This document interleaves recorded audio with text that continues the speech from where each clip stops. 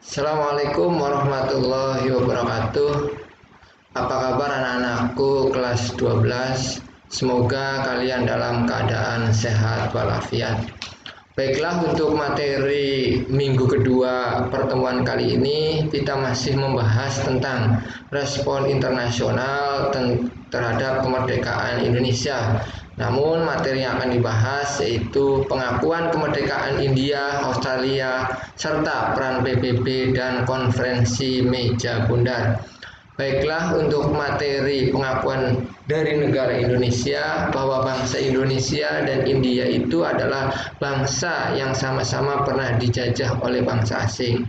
Pada waktu itu India dijajah oleh Inggris dan Indonesia dijajah oleh Belanda, Inggris, dan Jepang. Sebagai bangsa yang sama-sama menentang penjajahan, sehingga terjalin rasa yang sama, senasib, dan sependeritaan. Oleh karena itu, ketika pemerintahan dan rakyat India mengalami bahaya kelaparan, pemerintah Indonesia menawarkan bantuan berupa padi 500.000 ton.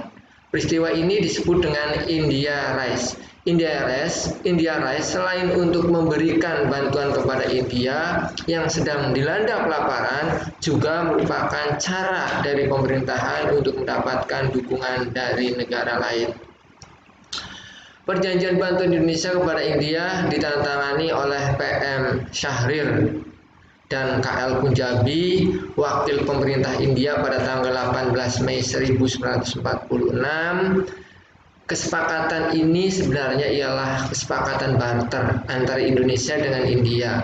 Hal ini terbukti dari dikirimkannya obat-obatan ke Indonesia oleh India untuk membalas bantuan Indonesia. Hal ini juga dimaksudkan untuk menembus blokade yang dilakukan oleh Belanda terhadap Indonesia. Penyerahan padi ini dilakukan pada tanggal 20 Agustus 1946 di Probolinggo, Jawa Timur, yang kemudian diangkut ke India dengan kapal laut yang disediakan oleh pemerintahan India sendiri.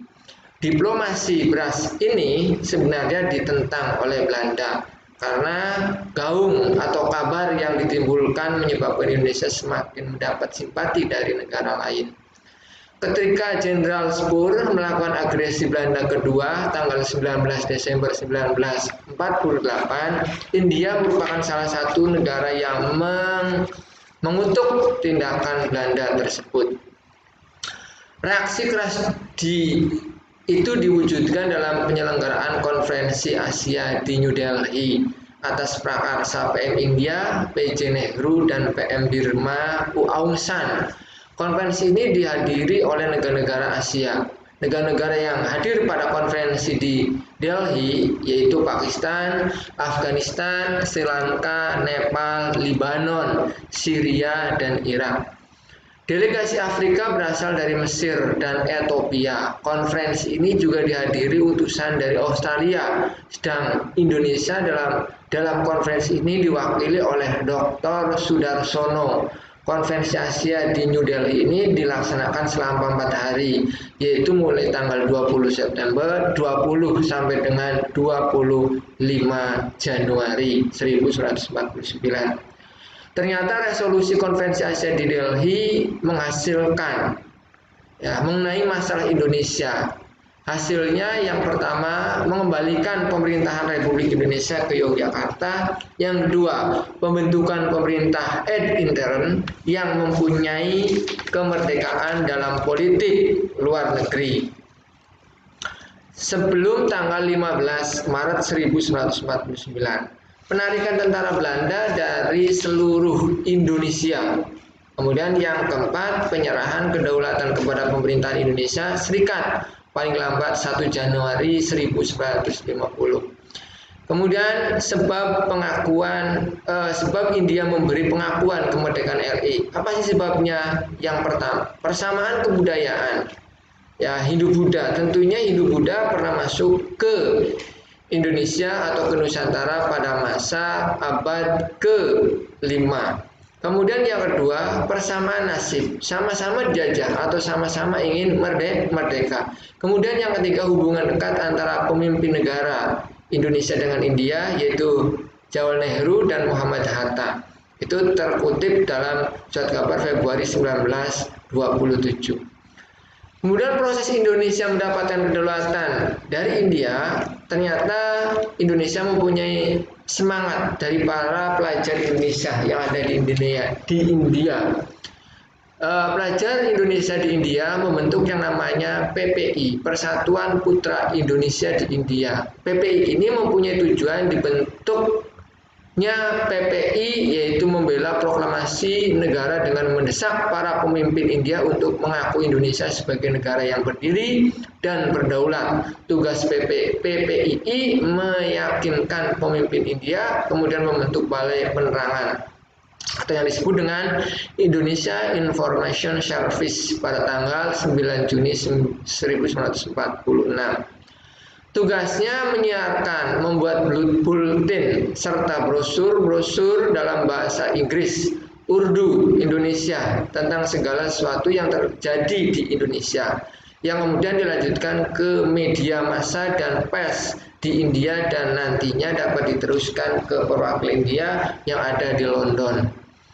Kemudian bekerja sama dengan PPII yang anggotanya 700 pelaut Indonesia yaitu melakukan aksi mogok. Jadi PPPI itu bekerja sama dengan anggota pelaut melakukan aksi mogok. Kemudian dengan cara diplomasi Sultan Syahrir. Jadi pengakuan negara India itu dengan cara diplomasi Sultan Syahrir. Pada tanggal 18 Mei 1946, Sultan Syahrir mengadakan perjanjian bantuan Indonesia kepada India. Pada waktu itu adalah KL Punjabi. Pengiriman padi pada tanggal 20 Agustus 1946 di Pelabuhan Cirebon, Probolinggo, dan Banyuwangi. Kemudian konferensi diplomasi Sultan Syahrir melakukan sebuah konferensi namanya Inter-ASEAN Relation pada tanggal 23 Maret sampai dengan 2 April 1947. Isi pidato pada konferensi Inter-Asia Relation bahwa Syahrir isinya adalah politik luar negeri Indonesia adalah bebas aktif. Bangsa-bangsa Asia harus bersatu demi kepentingan bersama. Yang ketiga, menjalin persahabatan dengan bangsa lain. Nah, itu dasar pengakuan dari negara India mengakui kemerdekaan Indonesia dengan diplomasi Sultan Syahrir. Kemudian dengan cara diplomasi Muhammad Hatta. Muhammad Hatta bertemu PM Nehru untuk meminta bantuan senjata, tetapi keinginan itu tidak dikabulkan. Alasannya persenjataan India dipegang oleh Inggris. Kemudian yang ketiga yaitu peran India dalam mendukung kemerdekaan RI. Jadi yang namanya India itu mempunyai peranan dalam mendukung kemerdekaan RI. Peranan yang pertama mengirim obat-obatan ke Indonesia. Kemudian yang kedua pada tanggal 31 Juli 1947 India dan Australia mengajukan masalah Indonesia Belanda ke Dewan Keamanan PBB. Yang ketiga diadakan konferensi Asia di New Delhi pada tanggal 20 sampai dengan 25 Januari 1949. Dihadiri oleh negara-negara Asia. Resolusi ini dihasilkan mengenai Indonesia adalah pengembalian pemerintahan RI ke Yogyakarta, pembentukan pemerintah ad interim yang mempunyai kemerdekaan dalam politik luar negeri sebelum tanggal 25 Maret 1949. Kemudian penarikan tentara Belanda dari seluruh Indonesia. Kemudian penyerahan kedaulatan kepada pemerintah Indonesia Serikat paling lambat 1 Januari 1950. Apa sih sebab-sebab kemudian selain pengakuan dari negara India, ternyata ada negara tetangga di kawasan Asia yaitu Australia. Sebab-sebab Australia mengakui kemerdekaan RI yang pertama itu mempunyai hubungan baik antara Australia dan Indonesia yang dimulai semenjak penjajahan Jepang di Indonesia. Hubungannya dengan adanya hubungan kontrak dengan Siemens Union in Sydney atau asosiasi pekerja. Asosiasi tersebut terkejut melihat diskriminasi yang terjadi antara buruh kapal dan perwira kapal. Diskriminasi yang terjadi yaitu buruh kapal yang bekerja di lingkungan yang jelek dan gaji sangat minim. Jadi pada waktu itu hubungan antara Australia dengan Indonesia tentang pekerja-pekerja yang ada di kapal mengalami diskriminasi. Jadi buruh kapal bekerja di lingkungan yang tidak baik dan gaji sangat minim. Kemudian yang dua perwira kapal juga gajinya tidak layak, seperti orang-orang Eropa kerja di lingkungan yang bagus. Jadi antara orang Indonesia dengan orang-orang Eropa itu adanya sebuah diskriminasi. Ya tadi contohnya antara lain yaitu orang Indonesia dikerjakan di tempat yang kotor dan gajinya minim. Kemudian perwira dibandingkan dengan bangsa-bangsa Eropa, bahwa bangsa Eropa itu mendapat jabatan yang tinggi yaitu perwira kapal, kemudian gajinya sangat besar. Kemudian sebab yang kedua persamaan tujuan, yakni sama-sama ingin menyingkirkan atau mengusir Jepang. Jadi sebab Australia mendukung kemerdekaan Indonesia itu adalah sama-sama ingin menyingkirkan atau mengusir negara Jepang pada waktu itu. Kemudian prosesnya bagaimana sih proses Indonesia mendapatkan kedaulatan dari Australia? Yang pertama, peran tawanan Belanda Indonesia yang di bawah ke Australia. Adanya sebuah peristiwa Black Armada. Peristiwa Black Armada dimulai ketika buruh pelabuhan asal Indonesia di pemukiman Wolomolo mendengar kabar tentang proklamasi kemerdekaan. Kemudian salah seorang buruh kapal Belanda bernama Tuk Liwon berumur 20 tahun menyampaikan kemerdekaan Indonesia pada rekan-rekannya sama buruh. Kemudian proses yang ketiga, kunjungan Sultan Syahrir ke Australia pada tahun 1945. Kemudian yang keempat, aksi pemboikotan terhadap 6 kapal Belanda di pelabuhan Brisbane pada tanggal 24 September 1945. Yang kelima, peran organisasi Indonesia yaitu Politik Equal Association. Kemudian yang keenam, peran CENKIM atau Central Committee Indonesia Merdeka. Organisasi yang didirikan di Australia oleh para tokoh politik yang pernah diasingkan Belanda ke Digul. Kemudian peran Australia dalam pendukungan kemerdekaan Indonesia, yang pertama perannya yaitu Inisiatif Partai Komunis Australia atau ACEP. Kemudian yang kedua pada tanggal 26 September 1945 Dewan Federasi memutuskan pemogokan menyeluruh terhadap semua kapal Belanda di Australia.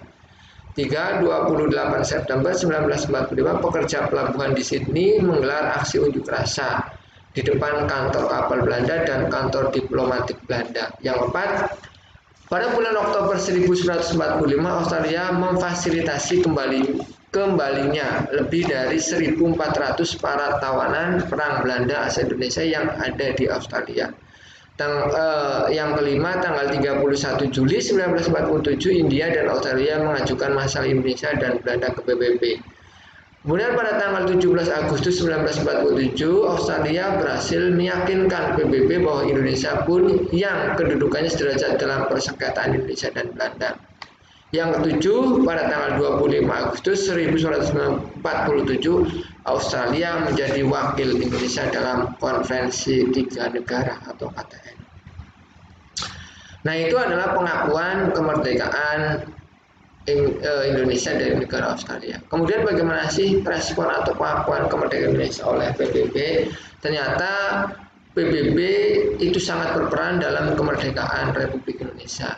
Pada tanggal 25 Maret 1947 Indonesia dan Belanda menandatangani persetujuan Linggarjati. Nah, jadi pada waktu itu peran PBB untuk kemerdekaan bahwa yang namanya Belanda dan Indonesia pernah bertemu yaitu dalam persetujuan Linggarjati. Kemudian pada tanggal 21 Juli 1947 Belanda melakukan pelanggaran terhadap perjanjian Linggarjati maupun perjanjian kejahatan yang diadakan sebelumnya dengan melancarkan agresi militer terhadap pemerintahan Indonesia. Jadi pada tanggal 25 menandatangani perjanjian Linggarjati, kemudian pada tanggal 21 Juli 1947 ternyata perjanjian Linggarjati itu langgar oleh Belanda. Kemudian pada tanggal 29 Juli 1945